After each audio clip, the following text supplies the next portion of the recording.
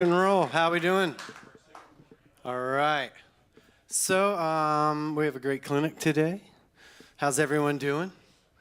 How'd everyone do on midterms? Did we all survive? Yeah. This is a good moment since I have all of you here, or I'll say a smattering of you all here. Listen, who's in their first quarter? Here, over here. Who's like in your second quarter? Anyone? You know, this is about where I start to see everyone start to kind of sag down a little bit, and like the weight of the quarter starts to beat them up. So this is your reminder to hammer on through. You got a month. You know, it's week 7. Just stay positive. If you're struggling in your classes, you have resources to reach out to. You can book time with me. You got all the open counselings. It's not too late to get tutoring. All right, so take advantage of that stuff, okay? We can't help you if it's week 10 and then you say, oh, I was really struggling. So I'm telling you now, it's on you. We can help you. We want to help you, okay? So it's up to you, all right? Sweet. Our guest today is a phenomenal drummer, phenomenal person. Wouldn't have him here if he wasn't. He's also part of the MI family. He is actually an instructor here. He's just been doing this gig for quite some time. It's a dream gig, and he's going to tell you all about it. We also have another guest today. Who listens to podcasts? All right. Who listens to Drummer's Resource podcast? Well, you should all be raising your hand because it's phenomenal. Hey, dude, how's it going, man? Good to see you. It's a phenomenal podcast. Chock full of information. It is what it says it is, Drummer's Resource. I mean, you know, turn it on and have an intimate, listen to an intimate conversation with some amazing drummer that you idolize or you don't know or whatever. All right, so we have the guy who is in charge of that. It's his baby is Nick Ruffini, and he's actually helping partnering up with MI these days. If you listen to the podcast, he's mentioning MI, and we have some content on that podcast. What Nick is going to be doing is doing some interviews live on stage here with some of our clinicians for content for the show and all that. So we're going to start this clinic with a little interview so you can kind of get to know who both these guys are, but our guest, Ryan Brown, you can really get to know who he is before he even starts playing, and you already love him before you hear him play a note. Okay, so give a nice hand to Nick Ruffini and Ryan Brown, if you guys can come out. Woo!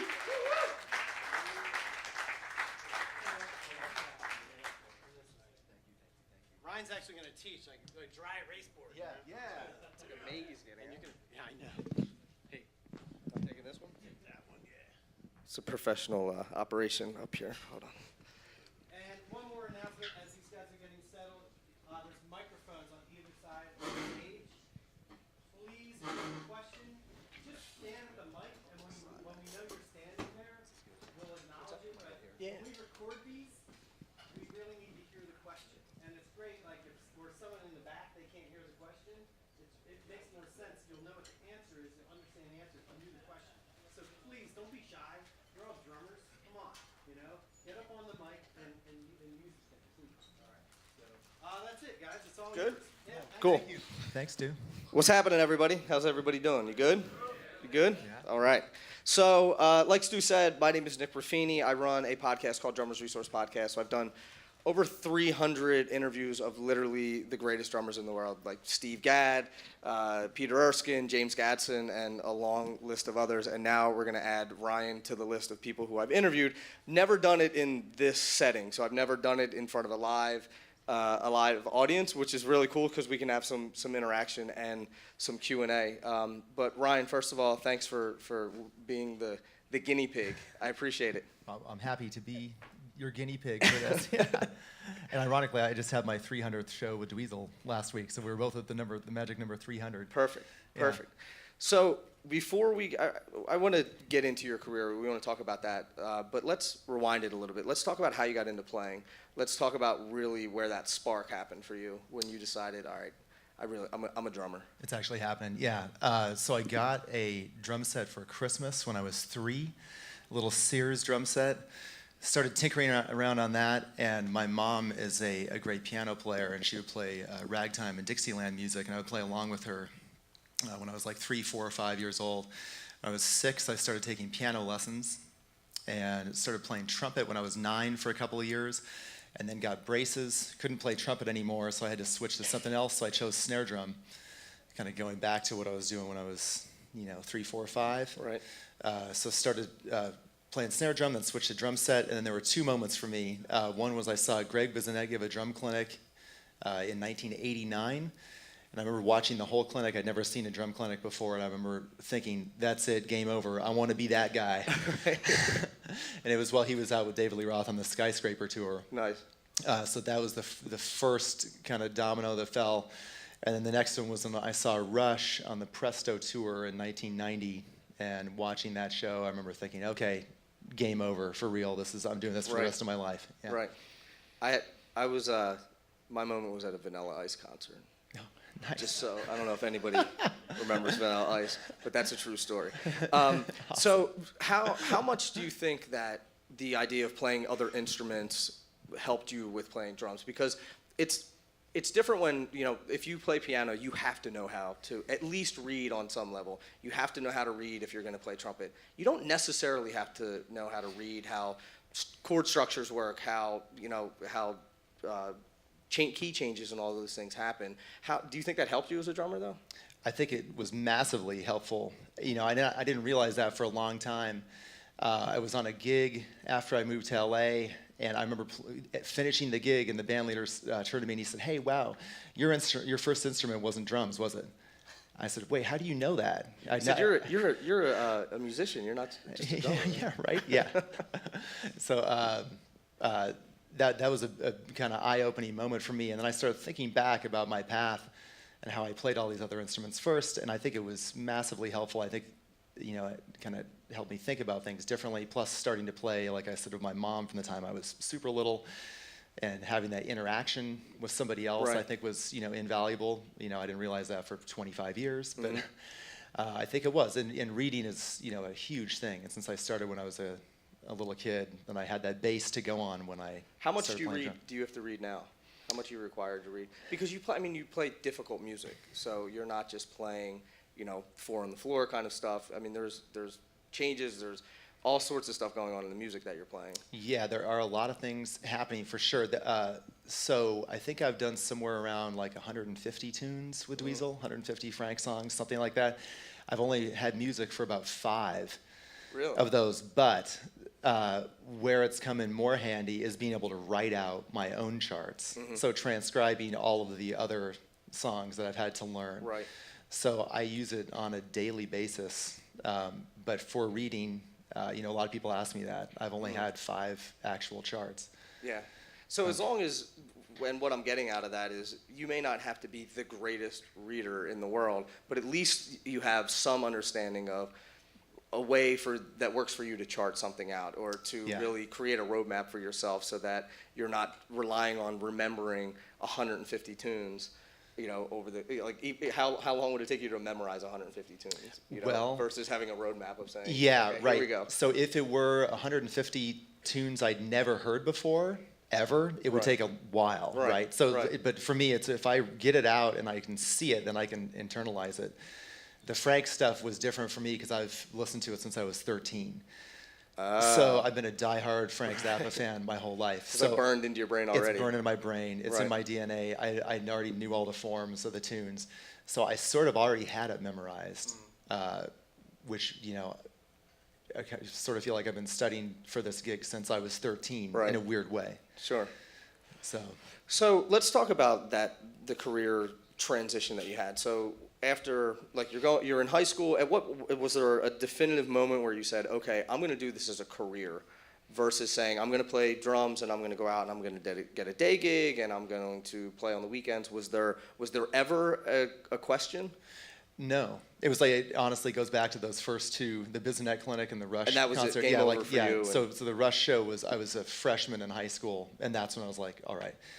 And then, a huge thing I know for all of us is having supportive parents. Right. So then it was like, all right, how can I hopefully convince my parents to let me do this because I want to do this more than anything in the world. And my parents are awesome, and right out of the gate they were like, okay, Right. give it a shot. So then I decided to go to college, and study drums. I didn't know where I wanted to go. I ended up going to Indiana University. They have an amazing jazz program there, and the drum set teacher at the time was Kenny Aronoff, who I know was here like last quarter or a couple of quarters ago. Yeah. So I studied with him for 4 years at Indiana. So it was a great mix of orchestral, so my degree is in orchestral percussion and jazz studies. Okay. So kind of furthering how I feel like I've been prepping for the Zappa gig forever. So when I was in college, it was like a third of my life was orchestral stuff, a third was jazz, and a third was with Kenny, like sitting on the floor of his living room learning all the Smashing Pumpkins tunes when he got the Pumpkins gig, like that kind of stuff. Right. So what's Kenny Aronoff like as a teacher? He's incredible. I'm sure he is, but I know that he's like, he has so much energy, and I mean, is it like tough love? Is it very like what's a typical lesson look like? It definitely was tough love, but it was it was invaluable. Right. And he's super excited all the time, which was rad to be around somebody like that. Sure. So, and just kind of picking up on how he got to where he is in his career.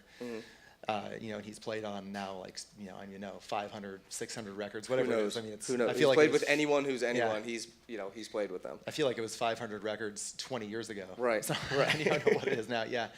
But we would I'd play even like Back in Black, and he'd stand right in front of me, and he'd just be talking about bass drum placement. Right. And I'd be playing along with it, and he'd just yell at me, be like, good, no, sort of, no, bad, good, no, good, maybe, good. Yeah. That's not intimidating at all. I know. I'm sure. So so I'm guessing most of the people here, the age range is 18, 20, 21, 22, around there, right? Yeah. So when you're that age, what path did you take? How did you start to navigate those waters? Because I think the hard part is not once you're already established, but it's getting started. It's like, okay, I'm ready to go today. I want to get started. What do I do? Exactly, right. So I'm born and raised in Denver, went to school in Bloomington, Indiana. So I was either going to move to LA, to New York, or Nashville. Bloomington, I thought, was the hotbed of all music culture. Yeah. So you guys are gonna laugh, but I decided I didn't want to go to Nashville. I just, nothing against Nashville. I just wanted to go to LA or New York. Right. And then I have a whole bunch of friends that live in New York, so I started talking to them about playing drums in New York. And it had never occurred to me before that you can't own a car there. And they started telling me these stories about taking their drums to gigs on the subway, like putting their drums on a dolly and taking them to the subway and taking a taxi cab. And I was like, I just left that scene, yes. and it is brutal. It's brutal. Or it's the scene of, oh no, there's a kit there. Yeah. And you get there, and it's like a half of a kick drum, and there's like a broken hi-hat stand. And they're like, have fun, man. You got your cymbals, right? I'm like, yeah, I got my cymbals, but there's no stands. People are holding them on their finger. Yeah, you got to pay someone to hold it for you. So that's the New York thing. But go ahead, sorry. Yeah, no, that's it. So that was kind of the game changer for me. I was like, all right, well, I'm gonna go to LA, and I'd only been to New York at that point in my life one time. And I'd been out here a bunch of times just for vacation when I was a kid growing up. I'd been out here like 4 or 5 times. So, Right. So I sort of felt more in tune with moving here. So I decided to come here, and now I've been here for like over 18 years, Nice. I think, which is a long time. Right. And I love it, and I'm never leaving. So you move here, boots on the ground, Yeah. you're ready to go. Like, what's step 1? What's step 2? What's step 3? Yeah. What did you do? Great question. So I had no idea. I just put my drums in my car and drove out here and stayed in a hotel until I found an apartment, which ended up being in Sherman Oaks. And the first day I lived here, I went to Guitar Center, Sherman Oaks, and I went up to the dudes in the drum department and said, hey, I just moved here. What should I do? And I wish I knew who the guys were now, all these years later. Right. And one of the guys said, oh, wow, there's this club right around the corner called Cafe Cordial. And Simon Phillips is playing there tonight. And now I just got here, so I like lost my mind. I was like, oh my, how much is it? And the guy was like, oh, it's free, no drink minimum. And I was like, what are you talking about? I'm on my way. I was like, oh, let's go right now. Yeah. So because of whoever this dude was at Guitar Center, then I ended up going to Cafe Cordial that night. I sat at the bar because I didn't know anybody there, of course. I'd been here for a day, and just started meeting people. And ironically, I met 3 dudes at the bar that night that I'm still good friends with today, and one of those guys led to me getting the Zappa gig. Really? That I met on day 1. But that happened, way later, like 14 years later. There's such a recurring theme. Like I said, I've done 300 of these episodes, and how people say, you meet someone today, or you do a gig that you don't really want to do, and you don't make a lot of money doing it, or whatever it is. You don't see where it's going to lead, but that gig leads to this other thing, to this other thing. You meet someone else, and when you can connect the dots going backwards. Of saying, oh, I met this guy 14 years ago at some bar. And now, we just put out a record together that went platinum, or whatever the case may be. But it's you never know where the next thing is going to lead or where it's going to come from. So developing those relationships is so invaluable. Yeah. Oh, it's super valuable. And it's not easy though. It's not an easy thing. Yeah. And I, at that point in time, I was not the most outgoing person in the world, but I just remember thinking, all right, if I'm really going to try and do this, and I really want to make this happen, I just need to go meet some people. And so I wound up there at that club at Cafe Cordial, and then just started going to a bunch of other places. And before that, I had worked on a cruise ship for 6 months to save up money to be able to move here. So I had enough money to live for about 3 months without working at all. Right. So I figured, this is probably the only 3 months of my entire life I'll not have to worry about this. Right. So I was like, I'm going to go out every single night. I'll figure it out. Every night I just went out to a different place, to the the Roxy, the Whiskey, the Rainbow, the Viper Room, Lave Lee. I just went to all these places and just started meeting people, and that led to jamming with some people, which led to various bands, which eventually led to getting some gold records, which I'm really lucky for that. But that all goes back to just going out and just meeting people. What was your first big gig? The biggest thing was I started doing a bunch of stuff for the American Idol contestants back when American Idol was huge, like 04, 05, 06. And I played on the Bo Bice record, The Real Thing, and that record went, I think it was number 2 on the charts for a while, for like a couple of months. And the video for the song, one of the songs for The Real Thing, was number 1 on VH1 for 2 weeks. Nice. And actually, it was in the middle of that, Kenny called me, and he was like, congratulations, don't get used to this, soak this up. Right. He's like, I've done this for a long time, and this might not happen. You might not be on this number 1 song ever again. He was like, enjoy this right now. Which is a very, good, humbling reminder to, just especially coming from him, where he has the experience. He's been there a million times, Yeah, for sure. It could be gone like that. Yeah, you don't know. Yeah. The one thing that I've noticed that you've been able to do is you do studio work, you do touring work. So it's hard. I think, correct me if I'm wrong, but I think now it's harder than ever to sort of do both. And especially, studio gigs are drying up a bit. But for people who have been in the scene for a while, can maintain that. So what do you think has been the key to sort of juggling both of those balls? Because a lot of times I hear, well, they don't call me because they think I'm on the road, or they don't call me to go on the road because they think that I'm just doing the studio stuff. Right. So this was by accident, but when my whole goal when I moved here was to do session work. I never really wanted to go on the road, but and then when I'll come back to that. But then Dweezil started this band I'm in 06. So when he started that band, I remember thinking, well, that would be awesome. I'd do that gig. Yeah. That'd be my dream gig. But prior to that, I was focusing solely on trying to do session stuff. So I sort of did it backwards from a lot of friends of mine, where I have a lot of friends that moved here for a road gig, were on the road, and then the gig ended, and then they had to start trying to find work. So just by luck, it was the other way around for me. So I was in town and started meeting all these people, and had 13 years of that under my belt, and then got the road gig. So interestingly enough, and thankfully, I'm really lucky, I don't have that problem. Right. Because I come back, and so a lot of people still are like, oh, are you doing that road gig? Like, people still Right. think I'm here, which I'm really lucky That's good. for that. I will say Facebook is a great way to let everybody know you're back in town. Yeah. Also, like, hey, just got back from a great tour. Like, I'm home. yeah, hidden parentheses. Hey, if you need Here's a my drummer, phone call me. number. Yeah, yeah. Well, I know that, years ago, it was weird, New York, Nashville, LA, that people literally would not call, they would go down the call list, and if you had an area code that was not LA Yeah. or not Nashville, they wouldn't call you. I think now the times have changed where you can use Facebook and say, hey, I'm in town, or like now everyone's cell phone numbers have different area codes Right, right. and all that, but it's such a weird thing that it's out of sight, out of mind, and if these people don't have the correct information, you're going to get looked over. It's like, oh, I would have called you for this gig last week, but I thought you were on the road. It's like, no, I've been home for a month. Yeah, like right, I would yeah. have totally done the gig. Yeah, right. And I've heard that from a million friends It as well. happens. It's a really hard thing. And yeah, and I, like I said, I just kind of lucked into that. Mm-hmm. And I didn't realize that until I went out for my first tour and then got home and everybody on the bus, was saying, oh, what's going on when you get home? And Right. a lot of the guys were like, oh, nothing. Mm-hmm. Like, what are you doing? And I had a whole bunch of stuff lined up, and I didn't kind of hit me until that moment. Right.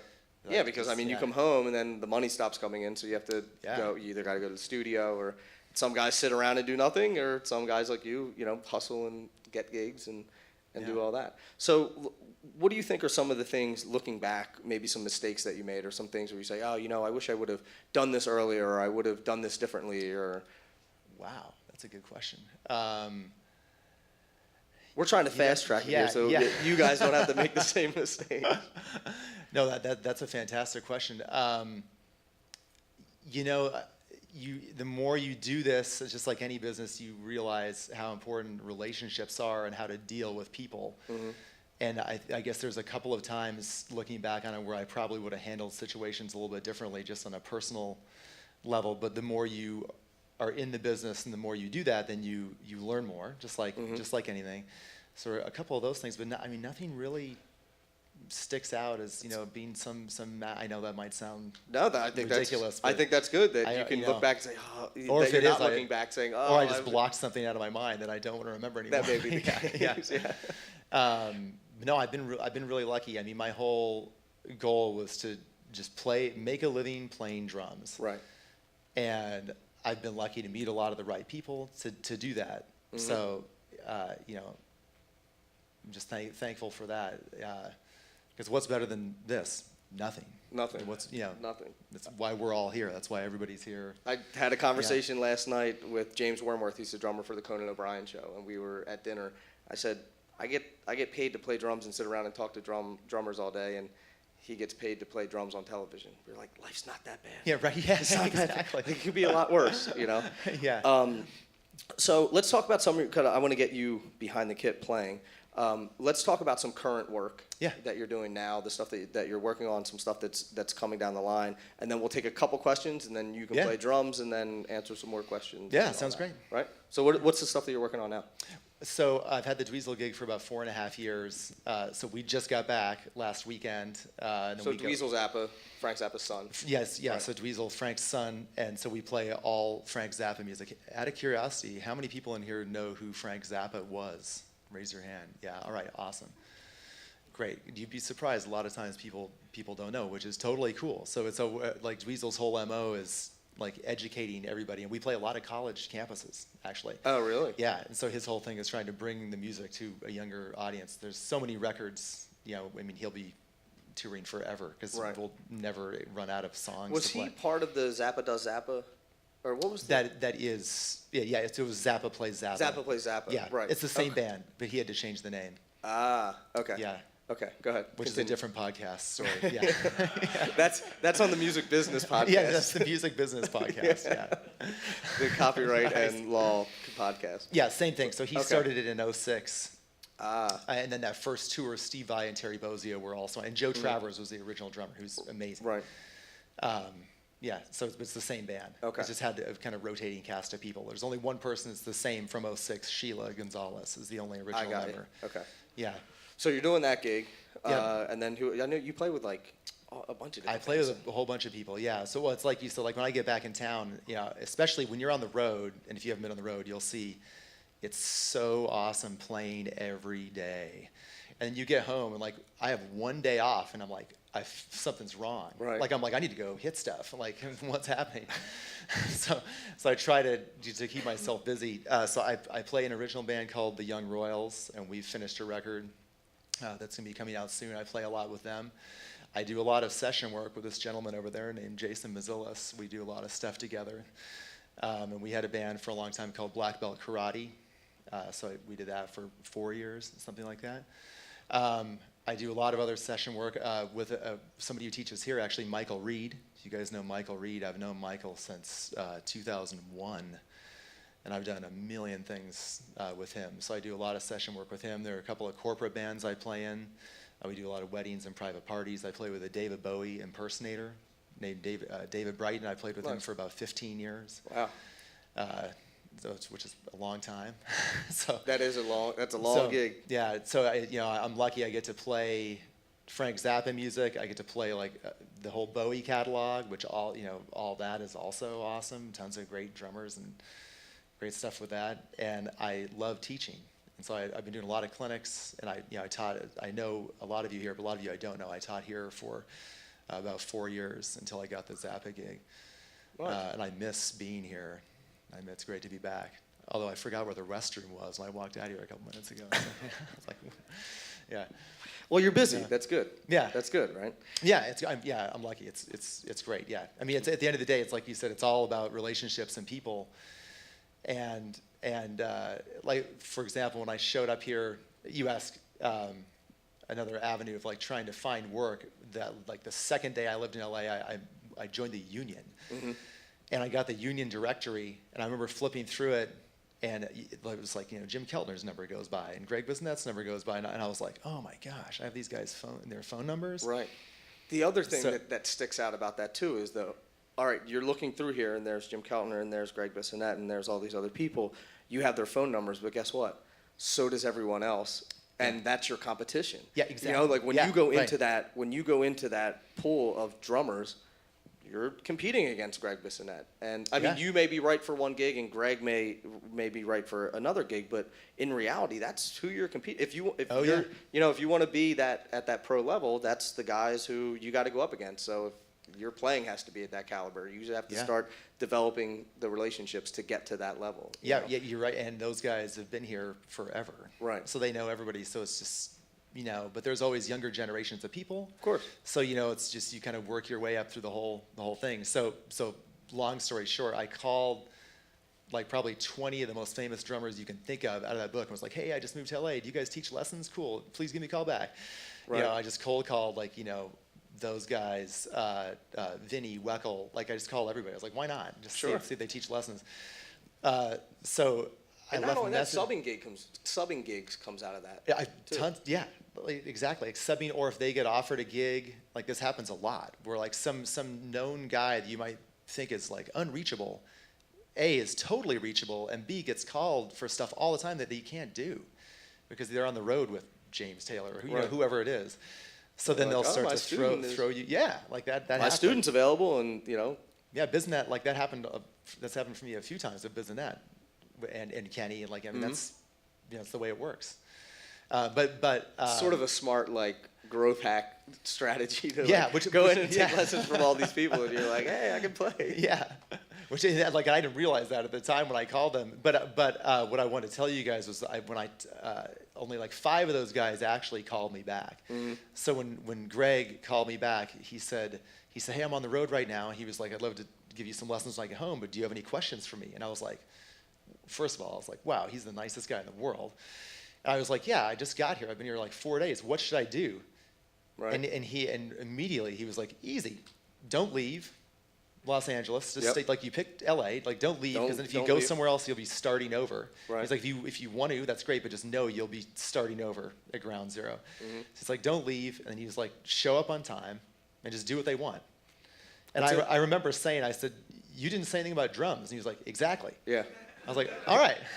I mean, the playing is okay. a small percentage of that, because if you're a jerk, if you're late, if you're Yeah. drugs, whatever, there's exactly. There's a long list of things that you could do to lose the gig that has nothing to do with your playing. Yeah. Or a long list of things that you can do to get the gig. Exactly. And that was very inspiring. I remember thinking, wow. So all right, so I don't have to practice inverted pataflaflas between my right hand and my left foot as much as I would. Well, you start to kind of think about things differently. Right.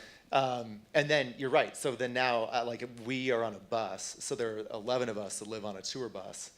And if you haven't been on a bus, if there's one person that's not cool, it would suck. It does suck. So right, Like living with 12 people in Yeah. an apartment that's about this big. Yeah. And like you're playing an hour a night, an hour and a half a night, and the rest of the time you're just hanging out with these Yeah. people. And if one person is the bad apple, it's brutal to deal with them. It'd be horrible. Yeah. And they get phased out pretty quickly, though. Yeah, exactly. Most of the time. So you know? so being cool, or like having good people skills is huge. Like that's almost more important than anything else. If you're like I'd much rather, if I were a band leader, have a drummer who was a B-level player and the coolest dude in the world than the guy who's an A+ level player and not cool. Like that's 100%. That's super important. Yep. Which I never would have thought of that when I was 18. Yeah, Like you would think it's all about the playing and yeah. totally. And then you think about people who left famous bands in the past, and I always thought, oh, why'd they leave? And then I was like, oh, wait, I know why they left, because something was going on. Yeah, they didn't leave; they got fired. Yeah, exactly. All right, so why don't we'll take maybe Yeah. like a couple questions and then get you behind the kit and get Yeah. you playing. So anybody have a question? Anybody? Or we'll take no Anybody? question. Yeah.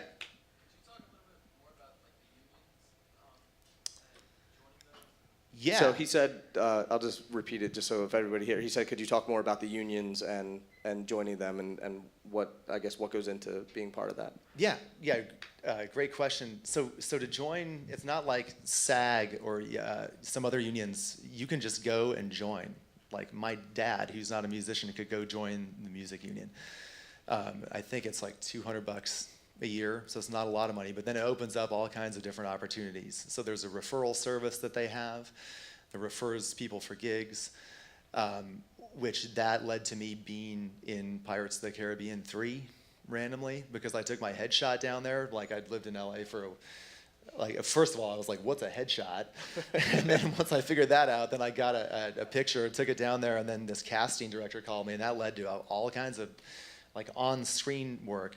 But they have a referral service. They the union here just moved up to Burbank, but they have like big bands you can go sit in and jam sessions and all that kind of stuff. So it's a great way to network.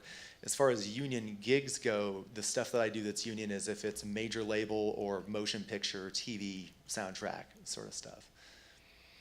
But I mean, I highly recommend being a part of it. I've actually been called for gigs before where I've answered the phone and they've said, "Are you a union member?"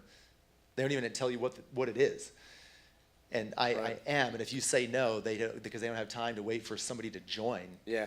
So then they'll say, "Okay, sorry, no." Click. Bye. Yeah. It's interesting. So yeah.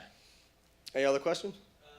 Again, going off the union thing. Yeah. There are a bunch of international students over here. Is there any advantages of us joining the union, even if it's just for experience? We can't earn money, but just to get experience. Just experience, yeah. I mean, like I said, the referral service, I think it'd be great for everybody here. I mean, I think, because it's been super beneficial to me.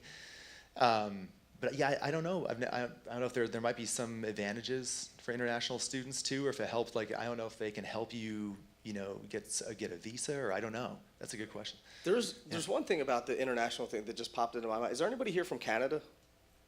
Anybody? I can't see if there Over there, there are. So I don't know if you know this or not, but I just really found this out, that Canada has a ton of grants and will literally give you money to create art. So I don't know if you're familiar with any of those grants or not, but the Canadian government is sinking a lot of money into artists right now, and you can get money. I mean, I know guys that are putting out full records that the Canadian government is completely financing to enrich their art programs. Maybe I don't know if you knew that or not, but maybe it's something to look into. So Wow, that's cool. sorry, go ahead. No, that's Or it. any questions? Yeah. Try and set an example and use the mic here. I actually don't have a question. That's how you but lead. You lead by example. I thought actually I was going to say, Ryan, maybe you could speak a little more to this crowd in particular. The experience that you and I have had personally with you referring students from here to me, Yes. both in the ways that it's worked out and also maybe the ways that it didn't work out, where you referred somebody Yes. and they didn't, and just maybe for you guys to understand like how important this relationship thing he's talking about. My current drummer is 22 years old and is a student, former student of here that was one of Ryan's former students. And I mean, I just thought that might be something that could really benefit these guys a little more. Yeah, Extrapolating thank you for bringing that up. So it's like you were talking about with, BusinessNet or whatever, referring gigs. Like, now I know I see a lot of familiar faces out here. So I know a lot of you here, but if you get to know somebody who has been in LA for a while and has some gigs, then you can refer them. So for example, we've worked together for 15 years or whatever, Jason and I have. So when I got the Dweezil gig and there was stuff I couldn't do, he was like, who should I get? So I started giving him some people from here, some students of mine from here. And a few of them have worked out fantastic and been great, but it's just been a great resource for me, because everybody's cool, and I know everybody knows all styles of music. Everybody can play, and there was one person that I recommended that it did not go well because they did not handle a situation right. So there was somebody that I recommended to Jason, and they committed to doing a little tour. This person obviously will remain nameless. They committed to doing a tour, and they had a rehearsal set up. And this person called Jason while he was on the way to the rehearsal for the tour that the person said he was going to play, and said, not only am I not coming to the rehearsal, I'm not doing the tour, I'm backing out of the whole thing. And it was like a week away. 3 days. 3 days. Okay, 3 days away. So needless to say, I'm never recommending that person for anything ever again. Like, this world is very small. Yeah, and I love this person. That word travels. I love quickly. them. Yeah, he's great. I will never recommend him ever. Yep. So that's a huge thing. So kind of to parlay on that, and this goes back to when I remember seeing Dennis Chambers give a drum clinic in Denver when I was like 15. And I remember somebody asked him, okay, you're on the road with John Schofield, which, I'm sure pays good. So they're like, so if you get, a gig that pays better, how do you handle that? And I remember vividly in that clinic, he said, if I commit to something, that's my gig. I never back out. Mm-hmm. And I remember, like, I'm getting goosebumps thinking about it. I remember thinking, like, wow, that's heavy. Like, he was very adamant about it. So my whole thing forever, like, that kind of stems from that was, if I tell somebody I'm going to do something, I don't care I don't care if I'm throwing up. Yep. I don't care what is going on. I am there because I told them I'm going to be there, so I will be there for 100%. That person. And I don't care if I tell somebody 6 months out that I'm going to play a gig on a Friday for free, right? And then I get called for like a $1,200 gig. I don't care because I told that person I'm going to do that gig. To piggyback on that, I had Ndugu Chancellor on the podcast. How many of you guys know who Ndugu Chancellor is? So Ndugu Chancellor is maybe one of the greatest drummers ever. He played on Thriller, the highest selling record of all time. He's played on a ton of records. And I had him scheduled for the podcast, and I called him up and I said, hey, you ready? And he said, yeah, I forgot, I'm at a family reunion. And I was like, oh, well, we can reschedule this or whatever. He said, no. He said, when Ndugu Chancellor says that he's going to be there and he's going to do something, Ndugu Chancellor does it. Wow. And he was like, so we're going to do it right now at the scheduled time. And when I'm done, I'll go back to the family reunion. And it's like, okay, that's why you got so many gigs. That's why awesome. Quincy Jones hires you. Yeah, and actually another thing that's happened with Jason and I before, do you guys know who Carmine Rojas is? Bass player that played on Bowie, Let's Dance, and he was the MD for Joe Bonamassa for a long time. He's played with 1 million people. So I started working with him, and then I called him for a session, which that sounds weird. I called him, that's weird. So we did a session at Jason's place, and he said, yeah, what time do you want to start? And we're like, yeah, show up at noon. Cool. So I get a call at 11 a.m. from him, and he's like, hey, I'm downstairs. You want to come let me in? And we were both shocked, and I was thinking, like, wait, did I tell him the wrong time? And so, like, we went down and got him, and he said, yeah, it was, one of us was like, hey, we told you noon, right? He's like, oh, I know, I like to be early. Yeah. It's like, we can hang out. Downbeats at noon. Yeah, downbeats at noon. Yeah, don't show up Yeah, at noon. right. And Carmine, was in New York forever, and he, like I said, he's done a million. You've heard him on a million recordings. And in that moment, I remember looking at Jason. I was like, that's why he's Carmine Rojas. That's why Exactly. he's worked forever. Yep. Because session starts at noon. He's there at 11. And I remember we were like, well, we're not ready with drums. And he was like, I don't care. It's like, you guys have fun. We're just hanging out, and, BS for a while. Nice. It's great. He's like, I'm not in a hurry. That was a huge thing. I remember thinking, that's why he's that guy. That's why he's worked with all these people. That's why he's done all this stuff. Yep. Which has nothing to do with the fact that he's one of the baddest bass players ever. Goes a long way. So yeah, huge. Well, I want to get you behind the kit. So Yeah. thank you, Cool. one, for doing this. Yeah, you're welcome. This is amazing. Like I said, this is the first time I've ever done it in front of an audience. So thank you guys for being a part of it. Please, do yourself a favor and look up who Ndugu Chancellor is. Please, just go check him out on YouTube. I think you'll be blown away at his drumming. So. Yeah, you've heard him on a million. Yeah, you've definitely heard him on record. So, but Ryan, again, thank you, man, and thanks for looking having forward me. to having you behind the kit. And let's do it. Awesome. All right, cool. Thanks, guys.